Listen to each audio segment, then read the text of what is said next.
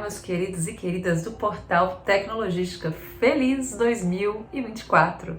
Como vocês devem imaginar, eu não ganhei na Mega Sena, não ganhei na Mega da Virada e tô aqui com vocês batalhando pelo novo ano. E como eu também não tenho bola de cristal, não sei jogar tarô da infraestrutura, eu resolvi compartilhar aqui minhas expectativas do que eu conheço do setor de infraestrutura logística, falando então quais que são os pontos, o que esperar então da infraestrutura logística para esse ano de 2024. Então, sem querer fazer futurologia, vamos analisar as tendências que já podem ser percebidas então para o nosso setor. A primeira coisa que eu queria falar é que a gente pode esperar um incremento das formas de emparceramento público-privado. Isso é uma tendência que já ficou muito clara, muito reforçada no próprio PAC, no novo PAC, né? A gente tem 1,4 trilhão de reais previstos de investimento até 2016 e desses 1,4 trilhões, 771 milhões são do orçamento da União geral. Os outros são divididos entre recursos de empresas estatais, recursos de financiamento e recursos diretamente privados, o que prevê, por exemplo, a carteira de concessões, de PPPs, um desenvolvimento dessa carteira, ao contrário do que se tinha de receio em relação ao governo Lula, tinha certo receio de que poderia haver uma quebra dessas políticas, e isso não é verdade. O que a gente pode observar, e aqui já falando de uma segunda tendência, é que apesar de não ter uma queda das concessões em geral no Brasil, pelo contrário, do PPI continuar com seu pipeline, é que ao lado dos modeladores federais, que a gente observe um aumento da carteira de investimento, sobretudo dos estados, e que a gente observe também um maior fomento dos estruturadores regionais, sobretudo com a participação dos bancos de desenvolvimento regionais.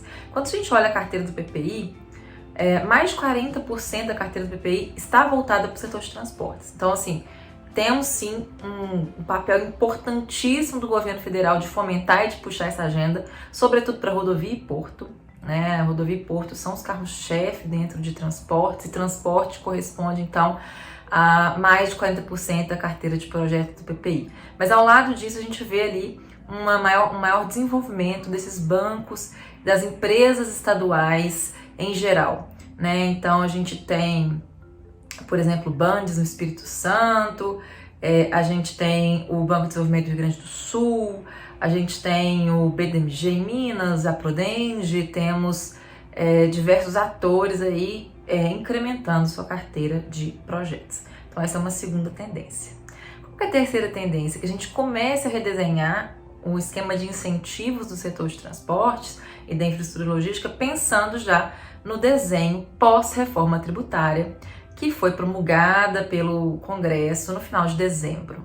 A gente sabe que em 2024 a gente ainda não vai ver efeitos concretos da reforma, né? Que esse primeiro ano vai ser um ano de regulamentação ainda, mas podemos esperar sim efeitos concretos dessa reforma a partir das discussões desse novo modelo de tributação de consumo. A gente sabe, por exemplo, que tem sim setores de transporte que serão incentivados com redução de até 60% de alíquota, né? O caso de transporte de passageiro rodoviário e metroviário, urbano, semi-urbano e metropolitano.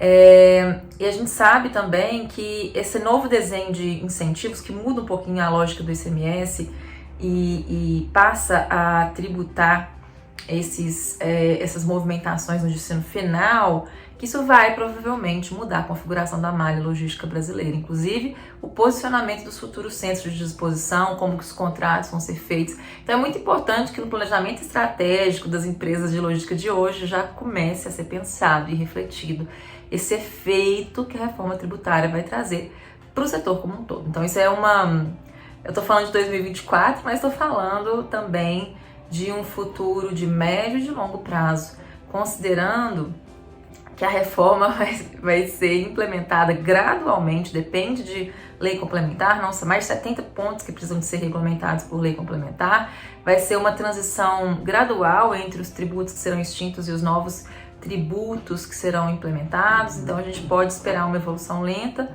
mas ao mesmo tempo nos preparar para ela e entender como que o mercado vai reagir a esse incentivo, a essas alterações da carga tributária, da forma de incidência desses tributos. Então é muito importante aí, o setor vai movimentar o setor. Para além disso, a gente tem também uma pegada muito forte de retomar os temas de sustentabilidade. Isso foi destacado no final do ano de 2023 na COP28, o papel que o Brasil pretende desempenhar. A gente tem várias políticas públicas de incentivo a carros elétricos em discussão, projetos de lei. A gente tem questões que envolvem o fomento a biocombustíveis, né? Por exemplo, o ProBio AV, que é o Programa Nacional de Combustível Sustentável de Aviação, um projeto de lei que foi enviado ao Congresso, por exemplo, importante ser avaliado. Isso tudo é muito relevante porque o setor de transporte, minha gente, é o principal consumidor de energia do Brasil. E o fomento à sustentabilidade nesse setor passa necessariamente pela reflexão do uso de combustíveis fósseis, da eletrificação e redução das emissões de gases do efeito estufa, de mudança da infraestrutura para suportar essa eletrificação da frota, como que a gente vai pensar nesse desenvolvimento. Então é uma agenda que não é nova, mas que vai com toda certeza se intensificar nesse ano de 2024, inclusive no setor de financiamento, para ter acesso a créditos especiais, sobretudo esses fundos de investimento que estão procurando ativos sustentáveis. Se adequar a essas novas tendências está cada vez mais sendo uma questão de vida ou morte. E por fim, a gente pode esperar uma continuidade da reflexão dos modelos contratuais do setor de transporte, e falo aqui em especial do que a gente tem mais intimidade quando a gente fala de grandes infraestruturas, os contratos públicos. Né, que a gente continue se esforçando para modelar contratos mais eficientes, mais racionais, que entendam, sobretudo, os incentivos econômicos que o governo tem que dar para o privado performar de uma maneira que atenda o interesse público, de como que, às vezes, exageros, intuitos arrecadatórios na fixação de outorgas altas são prejudiciais ao próprio desenvolvimento econômico e sustentabilidade dos empreendimentos. Eu acho que lições foram aprendidas.